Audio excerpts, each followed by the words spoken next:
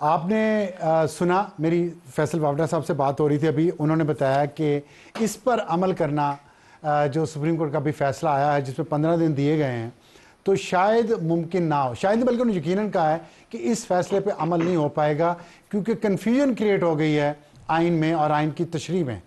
तो क्या करेगी पाकिस्तान तहरीक इंसाफ? लड़ेगी? बिस्मिल्लाहिर्रहमानिर्रहीम।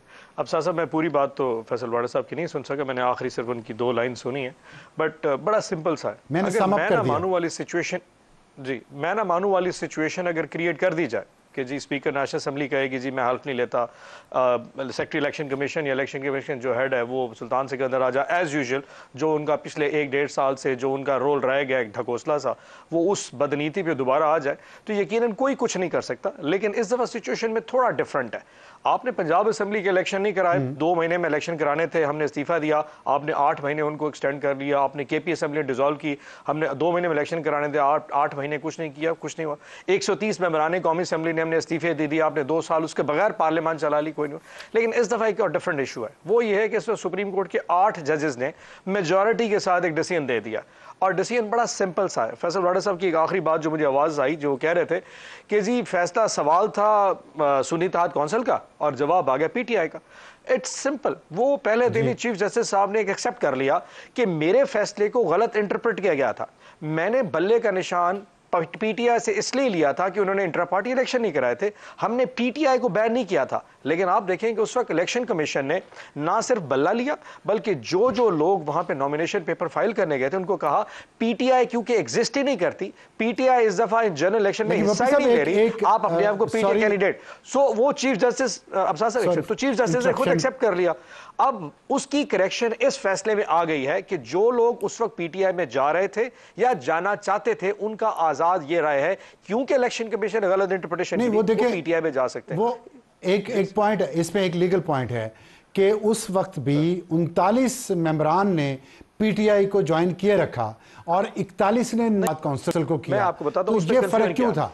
80 मैं अब साथ समझा 80 लोग टोटल ये जीते हैं जिनकी नोटिफिकेशन जारी होना था। 39 लोग। हाँ, आपको पता है कि हर नॉमिनेशन पेपर जब मेंबरान कौमी असेंबली फाइल करते हैं या सूबाई असेंबली, वो 2 या 3 सेट नॉर्मली अप्लाई करते हैं ताकि 2 या 1 या 2 प्रपोजल सेकेंडर्स का कोई इशू आ जाए। और इस तरह के जो हालात 8 फरवरी इलेक्शन में थे जहां प्रपोजल सेकेंडर को उठा लिया गया, यानी कि नॉमिनेशन पेपर फाइल करने के रास्ते में नॉमिनेशन पेपर कर फाड़ दिए, प्रपोजल सेकेंडर रात को अगवा कर दिए, वहां थप्पड़ मारने शुरू कर दिए, मतलब नामालूम अफराद उठा के ले गए। तो उस सूरत में हर शख्स ने 3-3 नॉमिनेशन पेपर फाइल किए थे। एक में उसने फिर इंडिपेंडेंट अपने आप को लिखा, एक में उसने पीटीआई लिखा कि क्योंकि उस वक्त कंफ्यूजन बहुत शदीद था। और आपको याद हो कि जिस वक्त सुप्रीम कोर्ट का बल्ले के निशान का फैसला आया था, वो इलेक्शन उस वक्त आखिरी डेट नहीं, मैं आपको अर्ज कर देता हूं। अब साहब बात तो पूरी सुन लेना। जिस दिन फैसला आया था उससे 1 या 2 दिन पहले नॉमिनेशन पेपर फाइल हो चुके थे। तो लोग कंफ्यूज थे कि ये जो डिसीजन आएगा उसमें क्या होगा। उस रात को डिसीजन है, उससे 2 दिन पहले नॉमिनेशन पेपर भी फाइल हो चुके कि शायद सुप्रीम कोर्ट एज यूजुअल जो चीफ जस्टिस साहब का रवैया लग रहा था ये हमें उड़ा देंगे, और वही हुआ। तो उसमें किसी ने इंडिपेंडेंट लिख लिया, किसी ने पीटीआई लिख दिया। अब जो प्रपोजल सेकेंडर नहीं उठाए जा सके और वो इंडिपेंडेंट था उसका इंडिपेंडेंट एक्सेप्ट होगा, और जहां प्रपोजल सेकेंडर अगवा हो गया और वो पीटीआई वाला कागज उसका फाड़ दिया गया तो दूसरा एक्सेप्ट हो गया। ये इशू बना था। सो 39 लोगों के पीटीआई के पेपर एक्सेप्ट हो गए और 41 लोगों की या प्रपोजल गायब हो गई या नॉमिनेशन पीटीआई वाला फाड़ दिया, तो वो उनके वो एक्सेप्ट हो गए। उनको चॉइस दे दी है, उनको अल्हम्दुलिल्लाह इस वक्त दोबारा फिर उठाया जा रहा है। अमीर सुल्तान साहब को अगवा कर लिया गया, अपना ख्वाजा शिराज साहब के घर के ऊपर जो है वो रेड कर दिया गया, मौजम दस्ती अगवा हो गया, जनाब जमशेद दस्ती के घर अटैक हो गया। सो मतलब आप आज भी वही कुछ हो रहा है। सो ये कुछ इतनी बड़ी अनहोनी चीज नहीं, अल्हम्दुलिल्लाह हमें इनसे एक्सपेक्टेशन थी इस चीज की, अभी भी इनसे तवक्को है कि इंशाल्लाह बदनीति की बुनियाद पर ये सब कुछ करेंगे जो फैसल वाड़ा साहब फरमा रहे हैं। स्पीकर साहब यही कुछ करेंगे इंशाल्लाह। बप्पी साहब, ब्रेक पर जाने से पहले आप बात कर रहे थे अपनी पार्टी की सियासत पे। आपके मुखालिफिन ये कहते हैं कि आपकी जमात का रवैया सियासी नहीं इंतशारी है, आप लोग लाशों की सियासत कर रहे हैं। क्या ये बात दुरुस्त है?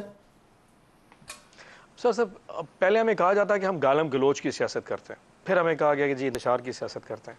अगर आप पिछले 2 साल की पाकिस्तान की पूरी सियासत उठा के देख लें, पूरे पाकिस्तान का सोशल फैब्रिक अगर किसी जमात ने तबाह किया वो पाकिस्तान मुस्लिम लीग नून है। जिस किस्म का रवैया पाकिस्तान तहरीक इंसाफ हमारी लीडर के साथ रवा रखा गया है, अगर आप देखिए उसमें हमने किया क्या, हमने कहा जी कौमी असम्बली से इस्तीफा देते, इलेक्शन नहीं करवाया। हमने केपी और पंजाब असम्बली डिसॉल्व की, इलेक्शन भी नहीं करवाया। उसके बाद आपने हमारे 9 मई के वाक़े को बना के पिछले 1.5 साल से हमारे लीडर को जेल में डाल दिया। साइफर ख़त्म हो गया, इद्दत जैसा घटिया तरीन केस वो भी ख़त्म हो गया, आपका ये जो क्या कहते हैं तोशाखाना भी खत्म हो गया, अलकादर आपसे फैसला नहीं हो पा रहा, आपने 9 मई डाल दिया। 102 लोग मिलिट्री ट्रायल में अभी तक वहाँ फंसे हुए हैं, स्टे ले लिया उसके ऊपर जनाब, स्टे पड़ा हुआ है जी, ना फैसला हो सकता है ना अपीलें हो सकती हैं। जिना केस के चक्कर में पता पूरी लीडरशिप हमारी जो है ना जेल के अंदर पड़ी हुई है। आप समझते हैं हमने इंतशार की सियासत की है? वेरी फ्रैंकली जो पाकिस्तान में इस वक्त हो रहा है, इसके बाद जो सियासत अब के बाद जो होगी ना, वो ये 2 साल डिफाइन करेंगे। एक केस से एक शख्स निकलता है, हाई कोर्ट इजाजत देते हैं, 9 केसों में और डाल देते हैं। एक जिले से फारिग होता है, दूसरे जिले में डाल देते हैं। एक शख्स बैन मुल्तान में बैठा, पर्चा उसका क्वार्ड में हो जाता है। ये जो पाकिस्तान में ट्रेंड अब इस हुकूमत ने सेट किया है, जो सोशल फैब्रिक वो उसमें हमने इंतशार की सियासत की है। आज हमें कहते हैं जी बात नहीं कर रहे, किससे बात करें? पाकिस्तान में कौन ऑथराइज्ड है बात कर रहे हैं? फिर कहते हैं वो कहते हैं ट्रेंड आपने सेट किया, राना सनाउल्लाह पे केस डाल के, हेरोइन का, मरीम नवाज को गिरफ्तार करके उन पे केस डाल के, शाहिद खान अब्बासी पे, लंबी लिस्ट है उनके पास। खैर, तो उसमें यह कहा जा रहा है कि अक्टूबर में पीटीआई कोई साजिश करेगी हुकूमत को घर भिजवाने की। ये बात क्यों कही जा रही है, जबकि हम जानते हैं कि अक्टूबर में तो सिर्फ चीफ जस्टिस की बदली होनी है? तो क्या कोई ऐसी खिचड़ी पकी हुई है, ये पकने वाली है? अच्छा, ये बेसिक ना नवाज शरीफ और नून लीग और मरीम नवाज शरीफ का ना पुराना रवैया है। आपको याद है गुजरांवाले में तकरीर करके जनरल बाजवे की इन्होंने ऐसी तैसी फेर दी थी। एक अटेम्प्ट करते हैं, this is way it goes. पहले एक दफ़ा करेक्टर असैसिनेट करते हैं, फिर चढ़ाई करते हैं, और फिर अगर वो डर जाए तो फिर आराम से पीछे बैठ जाते होते हैं। कल भी उन्होंने तकरीर में यही कहा था, जब वो साहब बीबी अपने वालिद के साथ जुड़ी बैठी थी, तो यही कहा था ना कि सुप्रीम कोर्ट जजेस के फैसले, इससे पहले भी आपको याद होगा सुप्रीम कोर्ट के जजेस के फैसले उनकी बहू और सासें नहीं करेंगे। ये जो 6 जजेस ने लेटर लिख के भेजा था इस्लामाबाद हाई कोर्ट के, वो हमारी वजह से लिखा था। उनकी ऑडियो जो रिकॉर्डिंग्स उनके घरों में हो रही हैं या उनकी फैमिलीज की सर्वेलेंस है, वो पाकिस्तान तहरीक इंसाफ नहीं की है। ये जो अपना जस्टिस अतर मेनुल्लाह ने जो एक केस दिया था, या उस पर बैठ के जो हम सबने तकरीर की थी, वो हमने उसे कहा। देखिए, इस वक्त इंसान के कॉन्शियस भी होते हैं। अक्टूबर में साजिश हो रही है कि नहीं हो रही? जिस तरीके साजिश क्या हो रही, मैं आपको पंजाब असेंबली की बता देता हूं ना। जो चीज जो कैलकुलेशन में आ रही है, वो उससे डर गया। हुआ ये कि हमारे पंजाब असेंबली में 103 मेंबरान सूबाई असेंबली मौजूद है, ठीक। 25 के करीब रिजर्व सीट्स अब हमें मिल जाएंगी, ये हो गए 130 और 32 के करीब, ठीक। अभी जो chief justice Lahore high court ने फैसला किया, जिनसे बहुत तवक्को रख के बैठे थे, जो कि सेनेट में इन्होंने जबरदस्ती अप्रूव कराया कि रिटायर्ड जजेस को ट्रिब्यूनल के हेड लगाएंगे, वो chief justice Lahore high court ने मानने से इनकार कर दिया। अब वही ट्रिब्यूनल सुनेंगे, वही जजेस सुनेंगे जिनकी कॉन्शियस चल रही है। 50 के करीब मेंबरान सूबाई असेंबली के फॉर्म 45 के केसेस हैं, और अल्लाह से पूरी उम्मीद है उसमें से 40 का फैसला हमारे हक में आएगा।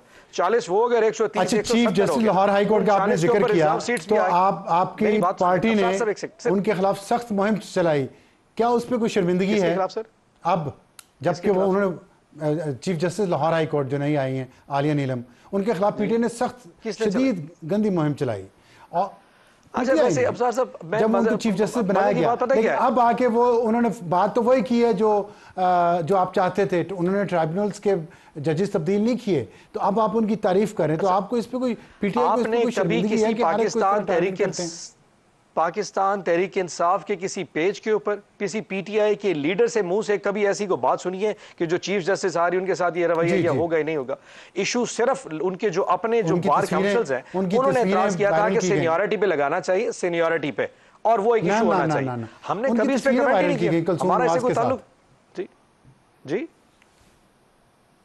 उनकी तस्वीरें कुलसूम नवाज के साथ वायरल की गई और उस पर कमेंट्री की। अच्छा, नहीं वायरल, देखिए एक होता है वायरल हो जाना, एक होता है वायरल किया जाना, उसमें हमारा क्या हाथ था? ऐसे इत्तेफाक अगर कोई फोटो उनकी चले आप आखिरी देखिए, आखिरी मिनट है, मुझे बता दें अक्टूबर में साजिश हो रही है कि नहीं हो रही? ऐसा हो रहा है? अच्छा, हम किसी ऐसी साजिश का पार्ट नहीं है जिसे हुकूमत चली जाए। मैं वेरी फ्रैंकली, हम अगर इसका पार्ट बने भी सही और ये हुकूमत चली जाती है, दोबारा इलेक्शन हो जाते हैं, जिस किस्म का माइंडसेट पाकिस्तान में इस वक्त इलेक्शन कमीशन और इस वक्त एजेंसीज के रोल के हवाले से दोबारा इलेक्शन करा दे तो कौन सा चीज आ जाएगी? रहना तो वही, जब तक ये माइंडसेट चेंज नहीं होता कि पाकिस्तान की, बिल्कुल ठीक है जी, तो पाकिस्तान का ये माइंडसेट चेंज नहीं होता, क्या होगा? बप्पी साहब, और आपने बहुत पते की बात की है कि जब तक ये निज़ाम नहीं बदलता नए इंतखाबात का फायदा नहीं। सियासी बात की, अच्छी बात की है।